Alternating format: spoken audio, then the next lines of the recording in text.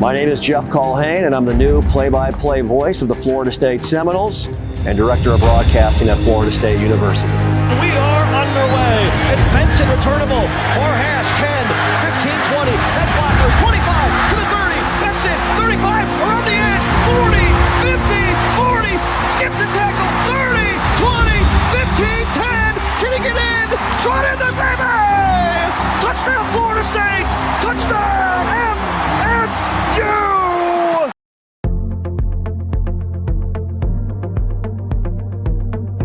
I grew up in Mitchell, South Dakota, and sports were always a huge part of my life. I love playing basketball, baseball, football growing up, and believe it or not, broadcasting was a big part of my upbringing. The radio was always on in the house.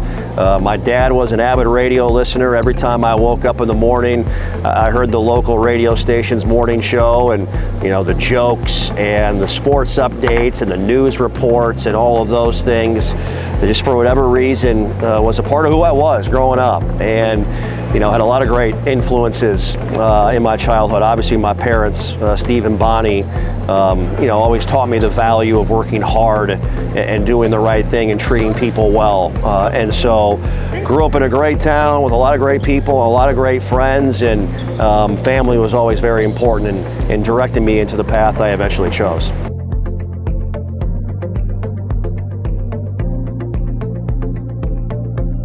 Oh man, what do I love about my job? It's hard to not love everything about my job. I'm living my dream right now here at Florida State University, and just being able to connect with so many great people and tell their stories. A big part of my role as Director of Broadcasting is identifying the success stories of our coaches and student athletes and administrators here at Florida State, not only athletically but around the entire university as well, and to be able to talk about how they've come where they've come from to get to FSU and to have the success that they have had is pretty special. And then, of course, to be around all the great fans of Florida State, alumni around the state, around the region, around the country, and around the world as well is one of the special items of being at Florida State University and being in Tallahassee right now.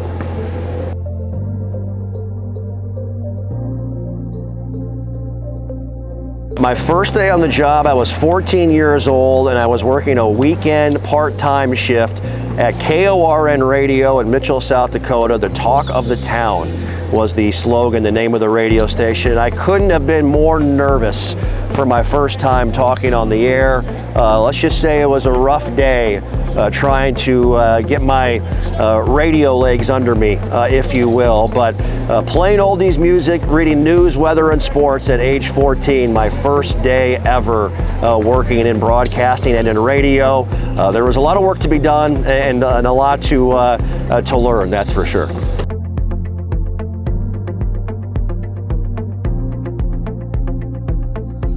Yeah, a transformational moment for me getting into broadcasting. I was in college, I was 18 years old, and my boss at the time, Steve Morgan, at the radio station I was working at, asked me if I wanted to call Mitchell High School boys basketball games. And I had just finished playing high school basketball in my hometown of Mitchell, and basketball was king in our small town, and there's a lot of tradition and history around that program with great coaches and people that loved watching and loved listening to the games. And I grew up listening to the games, and to be able to do that high school basketball game for a job, I couldn't believe it. I thought I'd hit the jackpot at age 18, and from there my love of sports broadcasting grew, and the passion was only ignited that much further. And I knew, even though I didn't go to school for broadcasting, as I got into my sophomore, junior, and senior year, it was something I wanted to do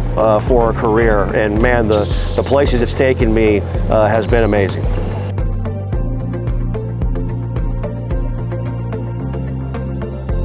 Man, what have I learned from Gene Deckerhoff? I think the better question, what have I not learned from Gene Deckerhoff? There's not a better broadcaster and more importantly, a better person, as all of you know, Gene, who I think is the GOAT and the voice of the Seminoles.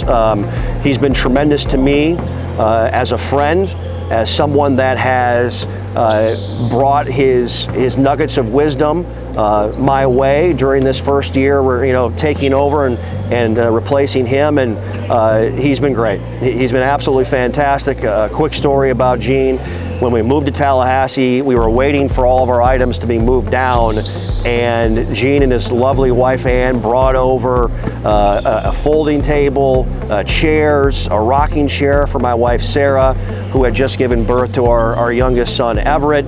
And they brought us things when we needed them, and they didn't have to. And it goes to tell you the type of person that Gene is. And I love watching Gene come to a game, watching him talk to people. Just the way he interacts with everyone is always a fun thing to see because of his passion for Florida State.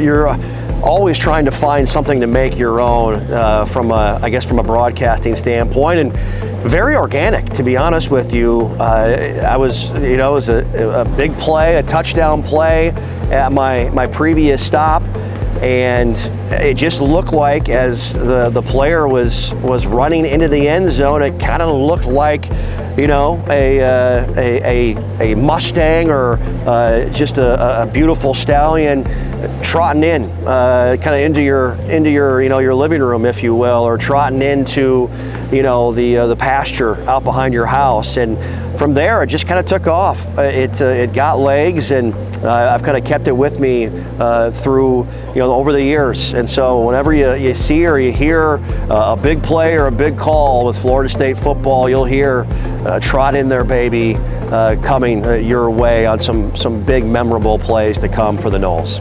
Trot in there, baby! Touchdown, Florida State! Touchdown,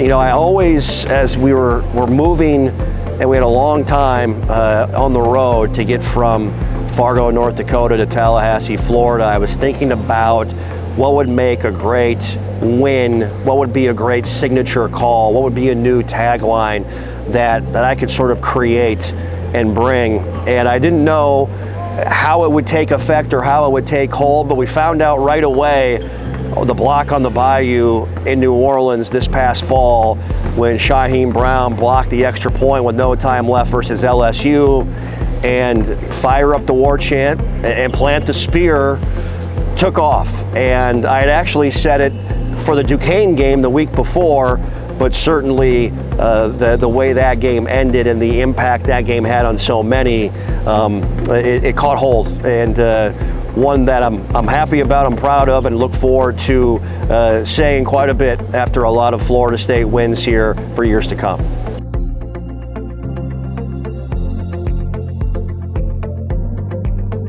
It's taught me a lot about how great of a person my wife is. And I knew that before, but to see my wife Sarah, be a mother to our children, Alexander and Everett, who are already getting the war chant down, by the way, at 3 and 7 months old as we talk. She's been the rock of our family, and I couldn't do any of this, obviously, without her and with her support. But I think it's taught me that I want to continue to grow myself as a person. Parenthood certainly creates a lot of different experiences and opportunities, and it wants to, makes me want to be a better person, be a better broadcaster in my role, be a better man overall, every day of life, and it wants me to have them, grow into great people and grow into people that a place like Florida State can be proud of as well. And so Parenthood has taught me a lot, but it has really made me learn that there's certainly a lot of growth to be done, and you got a large responsibility in being a great parent to two young kids.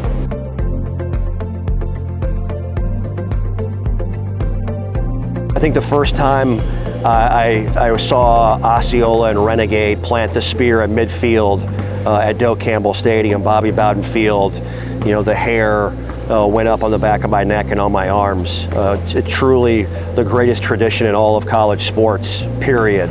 And so I always welcome seeing that moment before a Florida State home game or a Florida State bowl game. But I think the bowl game as well in Orlando showed me the passion of Florida State fans and alumni, the way Seminole fans took over Orlando. And it was a home game and then some in the Cheez-It Bowl against Oklahoma. And to be a part of that, to hear the war chant echoing throughout Camping World Stadium, my first bowl game here at Florida State is one I'll never forget.